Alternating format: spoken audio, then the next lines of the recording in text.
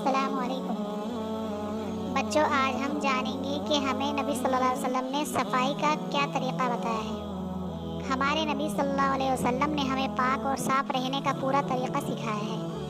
ہمیں اپنے جسم کو پاک اور صاف رکھنا چاہیے، اپنے کپڑوں کو اور اپنے آس پاس کی جگہ کو پاک اور صاف رکھنا ہے۔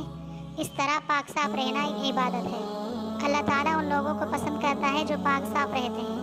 ہمارے پیارے نبی حضرت محمد صلی اللہ علیہ وسلم نے فرمایا، صفائی ایمان کا آدھا حصہ ہے۔ رسول پاک صلی اللہ علیہ وسلم خود بھی پاک صاف رہتے تھے اور دوسروں کو بھی پاک صاف رہنے کا حکم دیتے تھے۔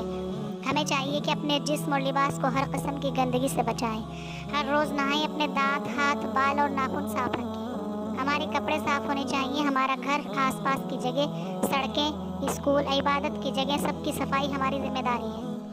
صاف ستھرے بچوں کو سب پسند کرتے ہیں، گندے بچوں کو کوئی پسند نہیں کرتا۔ گندگی سے بیماریاں پھیلتی ہیں، صفائی کی وجہ سے ہم بیماریوں سے محفوظ رہتے ہیں۔ کیا آپ کو معلوم ہے بچوں، ہمارے رسول صلی اللہ علیہ وسلم کا ایک نام طاہر بھی ہے۔ طاہر کا مطلب ہے پاک و صاف۔